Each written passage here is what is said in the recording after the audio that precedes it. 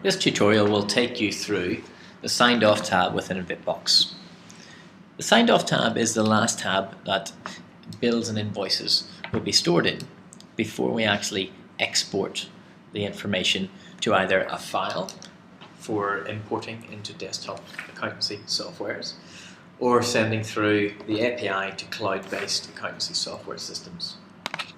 Now, as you notice on screen, it's the usual layout, panel 1, 2 and 3. But what you will notice here is that panel 3 is greyed out. So you cannot make any amendments within the filing cabinet or within the Signed Off tab. Once you get to Signed Off, these details in panel 3 are locked down. Now you can add notes from within here if you wish. And again, adding to the usual audit trail. And you can also view the email details. Now, if for any reason you come into the Signed Off tab and realise that you need to change any of these details, what you would do is go More and Return to Approved. Then from within the Approved, you can make any relevant changes that you need to do, and you can re-sign off.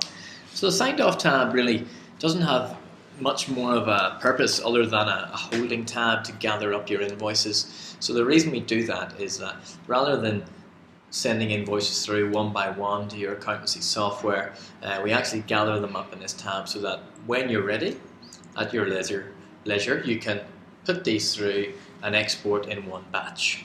This is particularly useful for desktop accountancy softwares where you have to actually export and then import the file.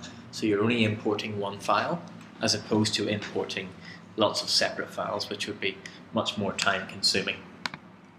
Now from the Signed Off tab, under the More option, you do have all the standard features. Email a copy of the bill to yourself, return it to the Approved that we've just seen.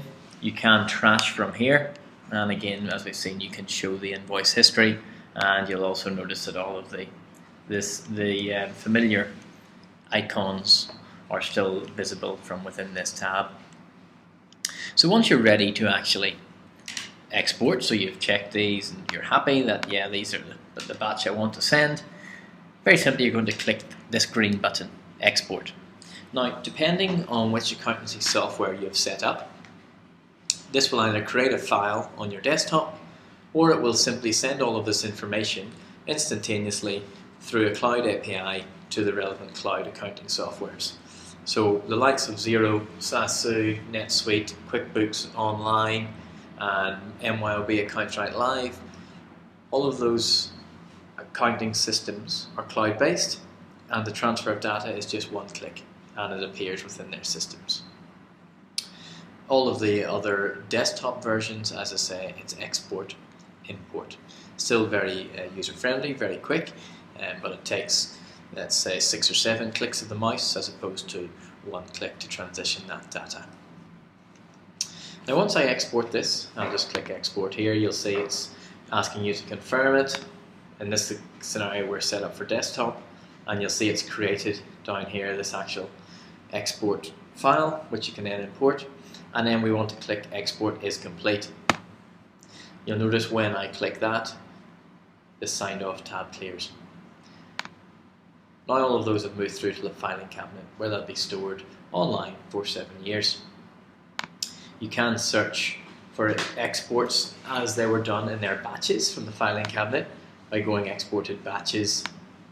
You can search the particular batch and you can actually re-export, so you can recreate that export file. So if for any reason you might delete that by accident, you can just go ahead and re-export, and please note that that does not cost any additional fee.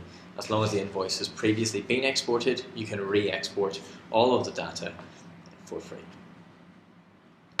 One other important thing that you should note with the Signed Off tab, if you do an export, let's take for example one of the cloud-based systems, and you try to export and for any reason there is a problem with the data. So for example, you may try to export an invoice that has a date range that's in a locked out period within the cloud accounting software, or you may be using a GL code, for example, it's not compatible. For any number of reasons where there perhaps might be an error, what you will notice is those particular invoices that the error related to will still be presented here in the signed off tab. And what you can do is go more, show invoice history, and it will actually detail in the invoice history the specific error. So it will tell you what is wrong, and then you can return the invoice to the approved, make the relevant amendment, for example, alter the dates, change the GL code, then you can reapprove and sign off the invoice to send through to the accountancy software.